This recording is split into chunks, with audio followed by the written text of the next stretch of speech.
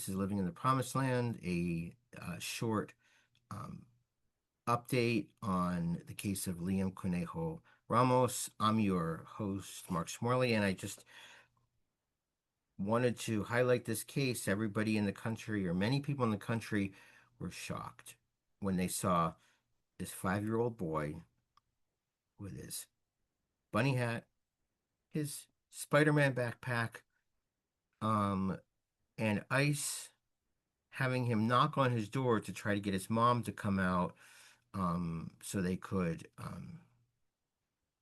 arrest his parents, jail them, etc. So Liam and his dad were then detained, and people around the country were asking questions that normal, empathetic people would ask, like, what the hell did a 5-year-old do to be in these immigration gulags? And they are. They are. And that's another thing we're going to talk about. Um, don't think for a second that these jails are anything like a jail that you went to visit a relative, to tutor people, to counsel to people, to do the other things. I know, jails aren't great. I know that, but we are talking about with these immigration jails, places where there's no medical care, places where disease run rampant, places where when I have had clients who had any vulnerabilities, I try to do a Zoom call with them every other day, just as sort of a wellness visit, because they're they're given an aspirin when they should be given a COVID test. They are given people are dying in these jails at a pretty high rate for other jails, and people are coming out really, at best, losing a lot of weight, and um, lots of people to a cell. We just hear story after story of the just horrific treatment.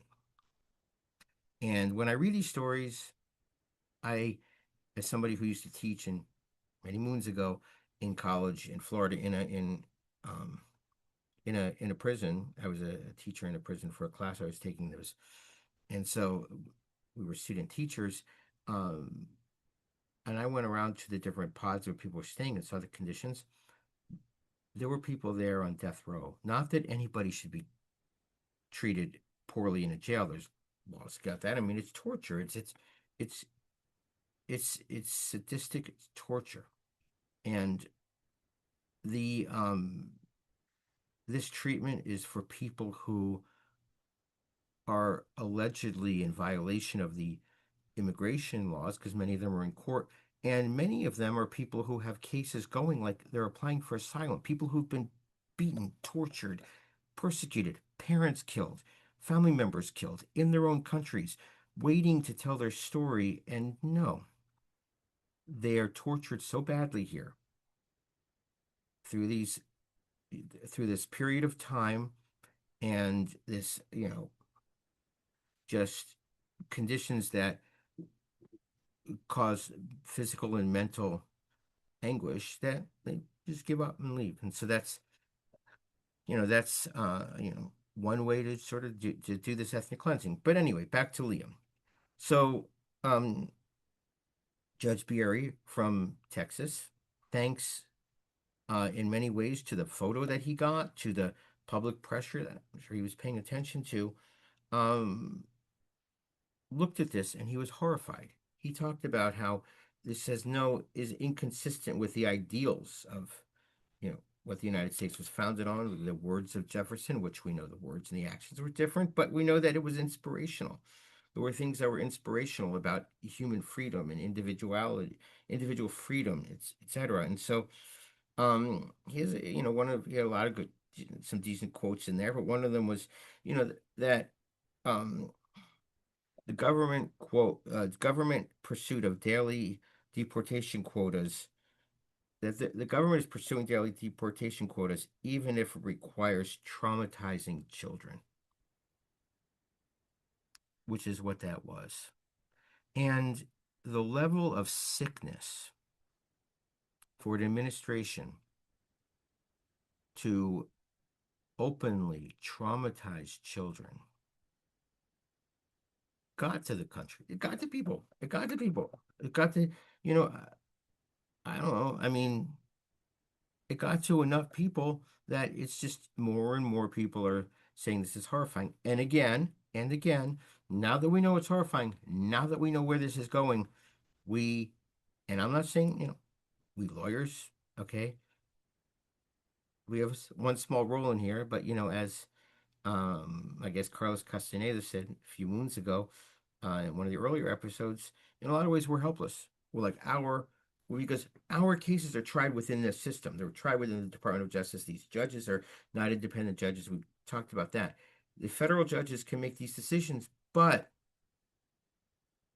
a federal judge oftentimes will respond when something is so grotesque, so cruel that they can't sleep at night. They can't sleep at night. Their morality won't let them. But it's not standing policy in a sense. You can adjust to it. So, you know, the people need to watch, a decision this week that people in Congress can go in, do spot visits at immigration detention centers. I want to see that happen. I want to see any allies you have do a spot visit. If you've got, especially if you've got Congress people from those states, go in there. And easy to forget, these aren't constituents that are detained in there, right? These aren't constituents. So that's where the rest of the community needs to demand it. Demand it. Houses of worship, community groups demand it as part of it. Um that's the finger in the in Judge Bieri said, before his decision, he said that with one finger in the constitutional dike was his quote, which is an pretty amazing image. We don't want that, though. I mean, we want that, but we don't want that permanently. We want to affirmatively say, this is the country we want. We don't want a country of racists, hateful people, hateful, no way around it. People who want to strip away at rights, people who want absolute power for uh, absolute power with unchecked um, to attack the vulnerable. We don't want society to be defined by um, by race, by power, and by attacking those most vulnerable.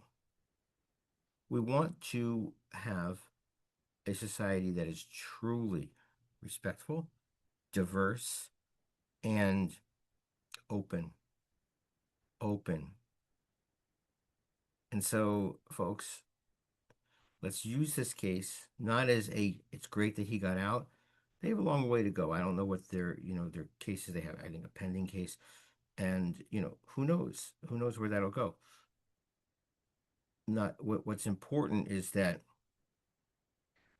the this particular, action that was so outrageous um struck struck a nerve in the nation, and as are so many other things. And we need to unite as a community and say, no, this is what we want. Because when we say never again, because this never again needs to be never again ICE right now, never again Department of Justice right now, never again, you know, these kind of folks in power. But that happens by hitting society from, the bottom up. I mean, you know, we know what happened in the South in the United States when we said, oh, yeah, okay, slavery's over, but, we don't really want to change the institutions that much. We don't want to create equality. We want to have the same people that had power and rights before to have the same power and rights again. And we're still suffering from that. We're still suffering from that because of the trauma that white supremacy inflicts. And so, folks, we don't want it. We don't want it, and that's all of us. And not just me and my humble friends who see it all of the time. That's fine. And we're in the middle of it, but the folks that are out there in the community. And so, finger in the dike, fist in the air, march forward, be with your neighbors, and make sure there are, I mean, there are other Liams out there. Liam Ramos and his dad. There are others out there. There are others detained right now. You know, we need an army. Make sure that we have our eyes on it. Make sure that there's plenty of places to be out there, folks, in your community, and say this is a community we want, and this is the country we want. So, signing off. Um, until next time. Thanks.